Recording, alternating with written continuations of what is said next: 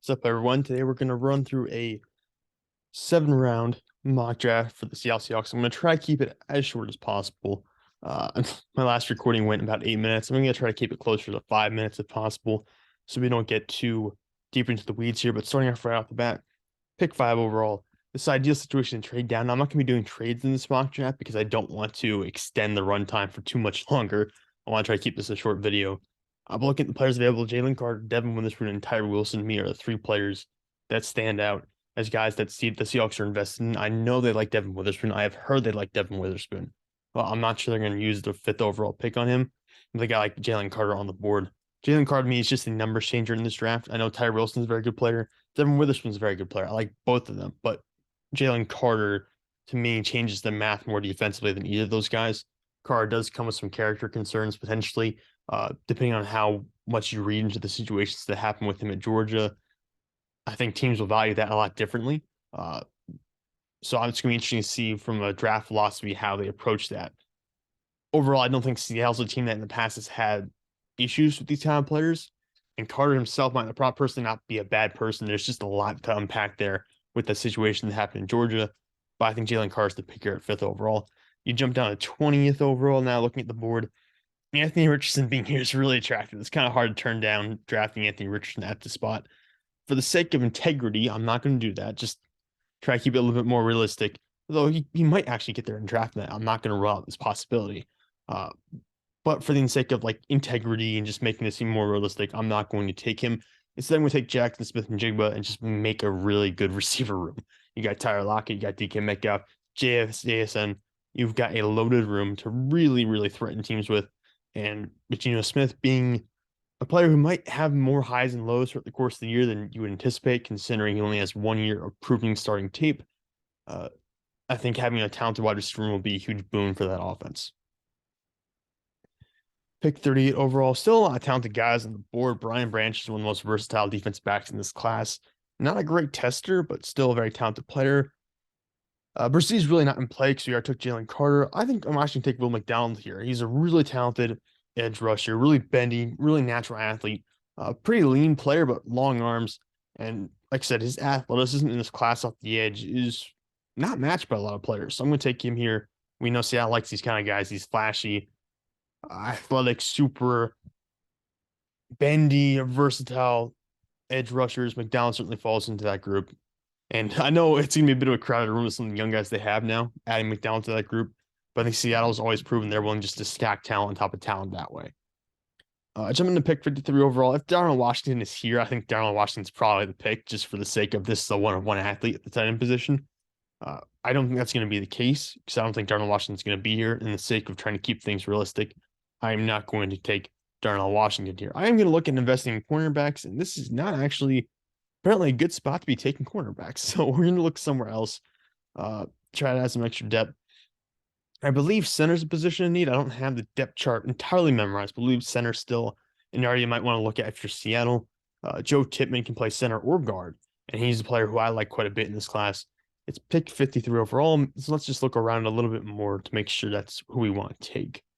But that's pretty much where I'm leaning right now. Looking around, there's some recently talented players. Luke Musgrave, Darnell Washington, guys who I guess could be here, but I wouldn't really bet on them being here. Linebacker, yeah, no. If Drew Sanders was here, I probably would have gone Drew Sanders, but him not being available makes me want to lean Joe Tippmann. Pick 84 overall. Let's see if the cornerback help us a little bit more. Yeah, this is a little bit better. I think someone like Tyreek Stevenson, who there's been thought that maybe he'll transition to safety. I like his tape enough to at least try Matt's like corner for a little while and give him a shot to fail. And if he fails, he'll move back. But Tyreek Stevenson's a player I like quite a bit. And in Seattle, I think could bolster that secondary. I know they don't have the talent at corner they had obviously 10 years ago. But they've gotten better recently and they have invested a lot in that secondary. I think Tyreek Stevenson is showing they're willing to continue to invest in that group and continue to make sure year over year they have good returns. All right, pick 124. Let's see what the big board shows. Marvin Overshown at linebacker. I think taking a linebacker here might not be out of the picture. Just to add some depth in that room. Obviously, you've had some turnover there, and you haven't really had a standout player since Bobby Wagner, who returned to the team this offseason. But you don't know how much longer he's going to be there. I would assume he's probably going to retire after this coming season or after the year after that. He's not someone who you should view as a long-term option for your team. And if you're trying to open a Super Bowl winning window, he's probably not going to be there for whenever that time is, unless you're considering that time being this coming season, which might be a bit unrealistic. So looking at everything we got on the board, Marvin Overshown, I think there's a noticeable to me is not the prospect people have framed him being. I don't think he's a top 100 caliber player.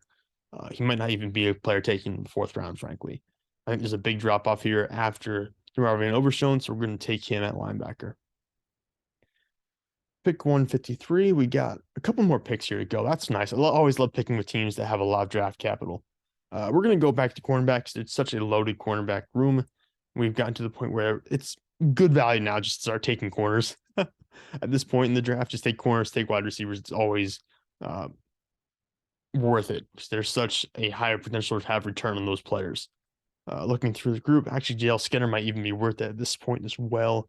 But he's such a high hit player. I don't know what that would look like really in terms of success in the NFL level. I don't have a player to compare that to. Actually, we're going to take Devin Achane here.